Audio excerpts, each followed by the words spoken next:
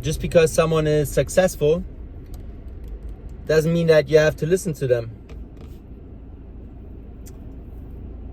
There are plenty of these bigger type of spiritual guides out there where I would very much encourage you to practice discernment and not just listen blindly and not just take that information and just because they're popular and they're well known in this realm, right? There's a reason why they're so big. There's a reason why they're hypnosis experts. There's a reason why they fill up the biggest event spaces. And there's a reason why certain people feel that there's something off. And there's a reason why a lot of people go into these meetups and coachings and events when they are coming out of a place of pain. And especially with these people, it resonates on some level, right? So if you're not aligned yourself, if you're not clear, if you're most probably not in homeostasis, balanced, and if you go into these places and if you go and get that coaching or get that mastermind with these people, it's very likely that there's some programming happening, some hypnosis happening in these environments. And so just be wary and just be aware that not everything that looks great really is.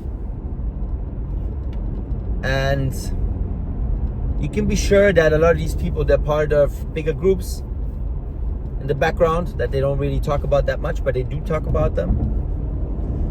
So you have to listen closely.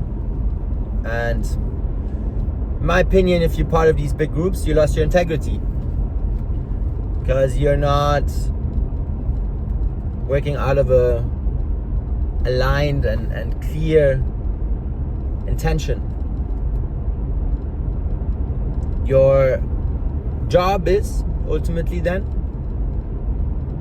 to work for these groups,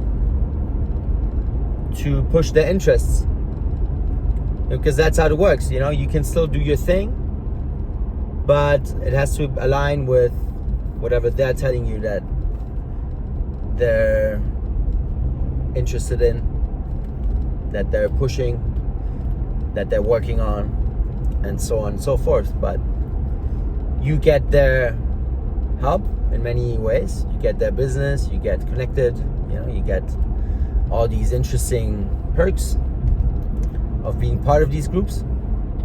But you basically sold your integrity with that and your authenticity. And so there goes your highest possible path of being you. The highest frequency down the drain. And so it's not for everyone. But I understand if you've been working on stuff for a long time and it doesn't really get to that level that you really wish for, and it doesn't really work the way you wanted it to work, and it doesn't really get the attention that you wanted, and your ego comes into play, and then you get a little offer here and there from the side, like, hey man, like, why don't you join us? You will start to grow much faster. You will get the exposure. You will get into these networks where all of a sudden everybody wants to work with you. Everybody gives you a platform. Everybody wants to hear your voice, right? I understand that a lot of people choose to go down that route. But yeah, I'm just saying, you selling part of your soul, and it will bite you in the ass down the line, because especially as men, if we give up our integrity and our authenticity, and if we're not speaking out of that place, it can get us into really dark places down the line. Because monetary gain and monetary success is not everything. Just one of the pillars that is important in life, and we should strive to be excellent at that, and we should focus on it as well, and be aware of the importance of it, because everything is attached to that as well, right? So just be understand that it's just one pillar, an important pillar, but it's just one. And to throw everything in that basket is reckless. Just to say, all I care about in this moment is success, monetary success, and all these other pillars, they will align below that. Temporarily, yes, maybe, but in the long run, definitely not. Things will start crumbling, especially when your soul cannot pick its path, the path that is chosen for you.